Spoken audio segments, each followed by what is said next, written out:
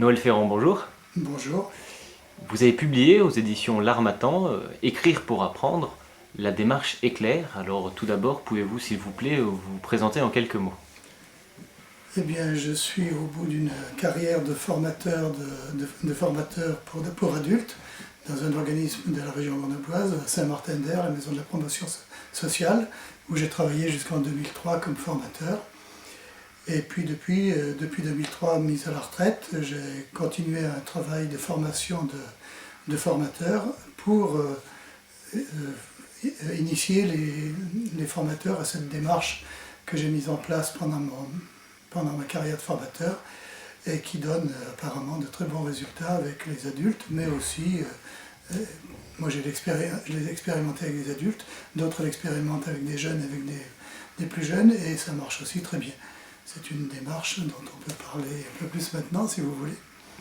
Alors comment vous est venue justement l'idée d'écrire cette méthode? C'est venu de l'expérience? Est-ce un projet que vous aviez de longue date ou C'est pas un projet que j'avais de longue date, je dirais que cette démarche, moi j'étais déjà dans la formation depuis 15 ans, je pensais en avoir fait à peu près le tour et j'étais en train d'explorer d'autres voies quand on m'a demandé de prendre un nouveau groupe en me donnant carte blanche.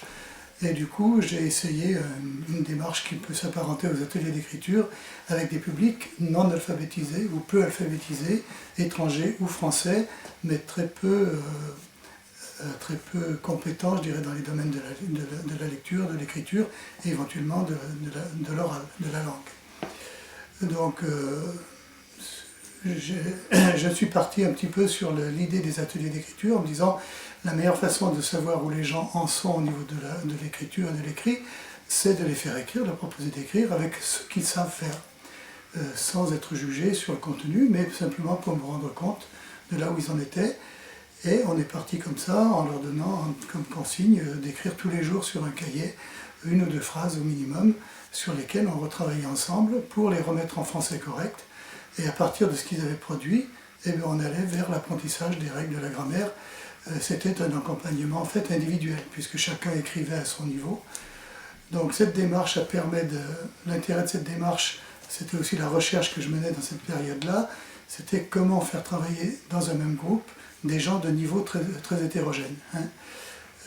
Donc cette voie de l'écriture m'a permis de trouver justement une voie individualisée pour chacun, tout en ayant un groupe de référence quand même, parce que ce que les gens écrivaient était destiné à être lu par l'ensemble du groupe, par les collègues et par n'importe qui à la limite, puisqu'on écrivait, la règle c'était ce que j'écris, je le rends public, et je le publie dans un classeur qui devient le cadre, l'outil de lecture pour tout le monde, et je le publie et je peux aussi le rendre public ailleurs. Hein.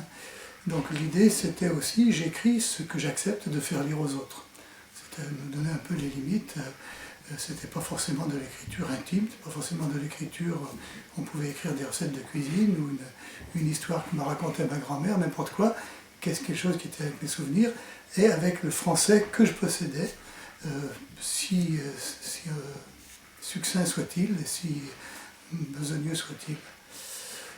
Donc cette méthode, ben, j'ai démarré en 88 et tout de suite ça a marché, tout de suite ça a donné, les gens se sont impliqués. Je crois que j'avais trouvé une voie différente de ce que j'avais cherché jusqu'à maintenant, qui me permettait de répondre à cette question, comment individualiser les apprentissages, et tout en gardant une dynamique de groupe, puisque le sigle qui est né de cette démarche, c'est éclair. Hein.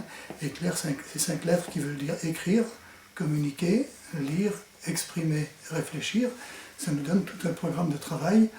Et le mot important, je crois, un des plus importants, enfin il y a d'abord écrire, mais le second qui est très important, c'est, et je n'écris pas simplement pour écrire, j'écris pour dire quelque chose aux autres, pour communiquer. Donc, voilà, donc l'outil de la communication, ça a été dès le début le classeur collectif, dans lequel tous les textes écrits, après avoir été corrigés, remis en forme et imprimés, puisqu'on a commencé à travailler avec les ordinateurs dans cette période-là, ça a donné une dimension aussi intéressante, parce que le travail publié était c'était le travail d'un auteur, c'était le travail qui était rendu public et donc standard dans sa forme, qui valorisait l'écrit de la personne que la personne avait produit. Donc le classeur collectif a été l'outil qui faisait circuler ces écrits et qui permettait à tout le monde, à tous ceux qui voulaient en prendre connaissance, de le faire.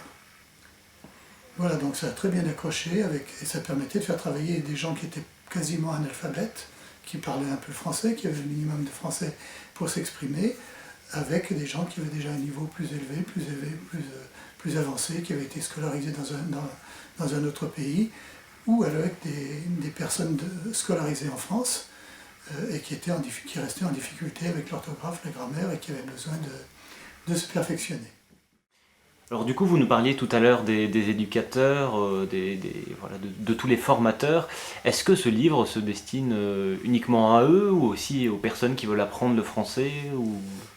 Moi, pour les échos que j'ai, les rencontres que j'ai pu faire, je pense que ce livre peut être utile à tous on les appelle les professeurs des écoles, hein, ceux qui vont apprendre le français, y compris à des enfants, parce qu'il présente une voie qui a été peu explorée, je crois, à l'école primaire, sur laquelle aujourd'hui beaucoup de gens sont alertés, voudraient peut-être essayer des choses. Alors ça se destine évidemment aux formateurs, hein, puisque ça a été mon milieu de travail, donc les formateurs, toutes les personnes professionnelles d'ailleurs ou bénévoles, parce qu'il y a beaucoup de bénévoles qui font ce travail auprès de personnes étrangères ou en difficulté avec l'écrit. Et c'est donc un ouvrage qui leur ouvrira des pistes pour faire ce travail à partir de l'écrit. Mais on part de l'écrit, bien sûr, mais pour aller vers les autres compétences. À partir de l'écrit, on va toucher bien sûr à l'oral et bien sûr à la lecture, puisque ces personnes sont souvent en difficulté avec la lecture. Donc tous les éducateurs aussi, je pense, qui travaillent avec des jeunes dans les banlieues en difficulté, qui ne savent pas trop quoi faire.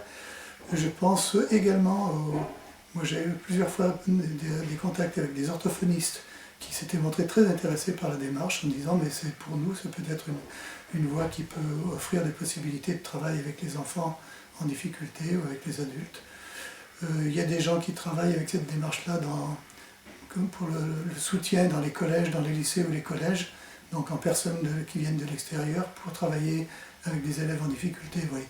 Donc le spectre est large. Hein. Il y a aussi tous les centres de rééducation. J'ai travaillé aussi avec des éducateurs dans les centres de rééducation de la sécurité sociale, par exemple, pour remettre des gens en piste par rapport à un travail, à un métier professionnel.